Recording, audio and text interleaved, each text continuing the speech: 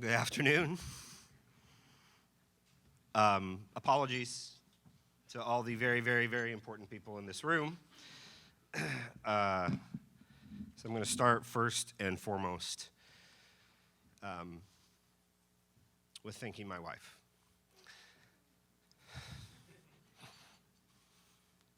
I would not be here if it wasn't for her.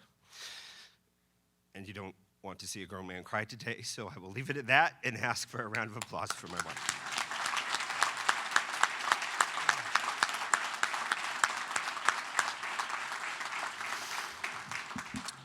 Now we'll get back in order, sir. I apologize. Thank you, Governor, for your leadership. Thank you for enabling me to be a citizen of this state and do what I had to do.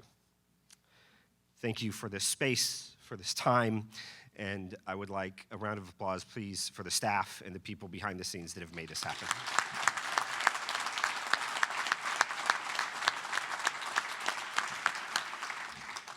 Thank you, Congresswoman. You are doing amazing things as well, and your leadership is needed in many, many ways, and I can't thank you enough for your friendship and your mentorship and the support that you have provided to me personally and my family as well. Thank you, ma'am.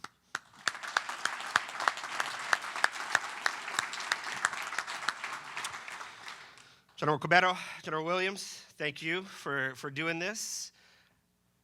General Cobetto is from my hometown, so I had it in with him, so thank you, sir.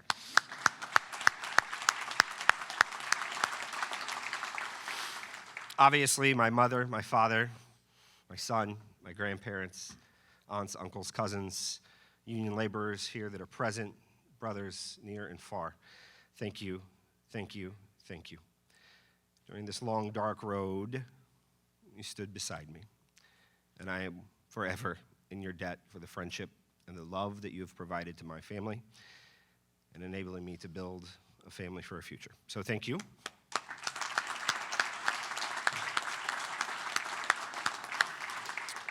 And last but not least, we have some very, very important people in this room, other than me and other than these folks. Everyone thinks that they will be the person that runs into the burning building. I think we all think we would do that. But you don't know until you have felt those flames. You don't know until you've felt that heat and seen that chaos.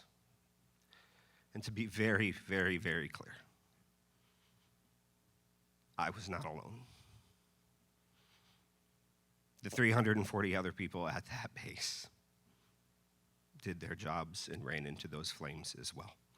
I'm honored, and I consider everything that I was given today as a representation of their work, and particularly my base commander, Lieutenant Colonel Enrique Monreal.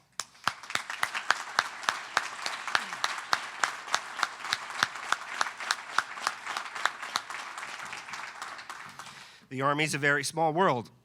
Turns out him and I were in the same place in Afghanistan quite a few years ago, and I looked at him and he looked at me, and I think I knew that we were going to be okay. Also, as the base deputy commander, Captain Jeffrey Kim in the back.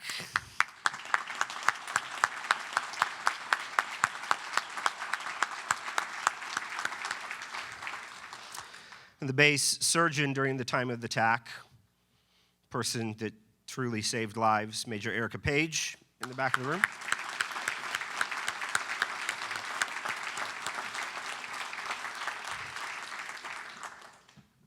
A man that I can't explain to you the intimacy of a moment of flying your dead and you're falling into the setting sun.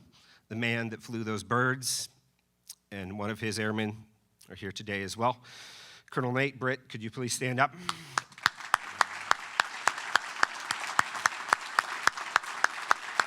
Thank you.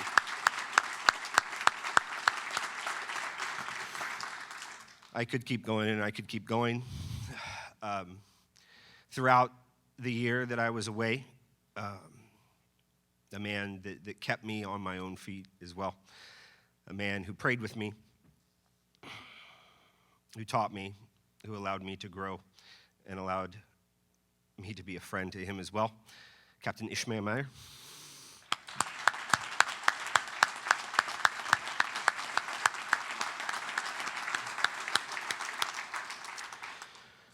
There are very few things that I can say or give as tokens of my appreciation. There are very few things that I can say to anyone here in this room. To list every single one of these rows, I could thank you. But as a warrior, as a soldier, something that is an innate object that represents you, that represents everything you have, everything that you are called to defend, are your colors, your flag. And the man who truly saved my life in many ways behind me, Colonel Montreal, I would like to present him with my colors, the colors of my guidon. Sir.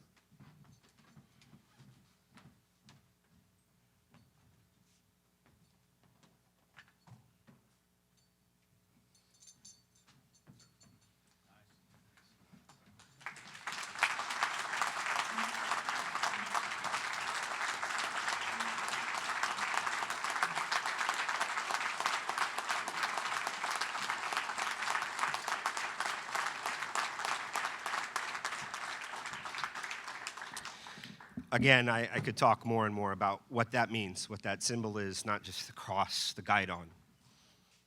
It's you, right? You carry that into battle. And it's an honor to be able to give it to you. Along with that, the flag of my state that I love, the state that I work tirelessly for, state that I am humbled to have the leadership that we have. I'd like to present flag of the state of Illinois that flew during the time of the attack and on missions into Syria to my governor.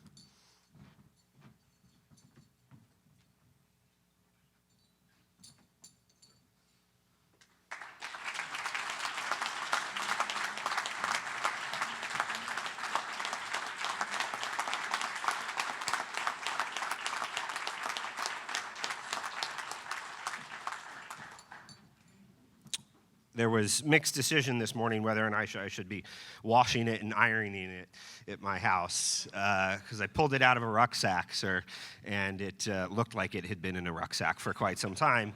And the good captain and my confidant, the major, asked me if they thought I was serious about handing you a dirty, rolled-up flag.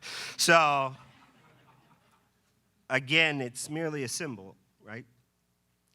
But I flew that flag for a reason, because I'm proud of the state, and I want you to have that, sir. So thank you. Thank you.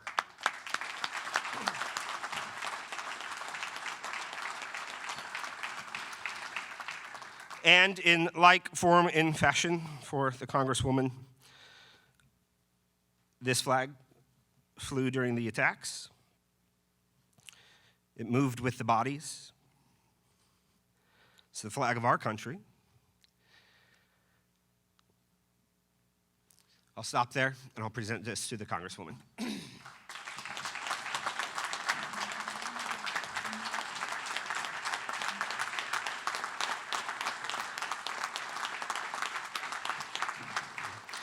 I did not have the time to wash and iron that flag, I'm sorry. That one did come out of the rucksack. What took place at Tower was extraordinary, yes. There's no question about that. But what was more extraordinary are the men and the women that I walked beside, who came together in a moment of terror and death and did everything we had to do to save lives, to move the mission forward. I pray that no one else in this room knows the weight of what's now on my chest. But I pray you do know that it wasn't just me. It's never just me. It's all of you in this room as well. Each and every one of you in your own unique way. That's why you're here with me today. Enabled me to do a job and enable the 300 of us to do our jobs and to ensure that those 3 heroes got home with dignity and that we didn't lose more life. I could tell story upon story of uncountless numbers of valor that I witnessed that day. Their stories are lost and will echo through the hallways of my soul. I just pray you listen the next time you talk to a veteran. That is my ask of you.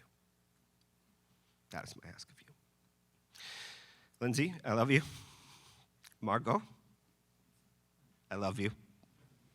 Thank you all for coming.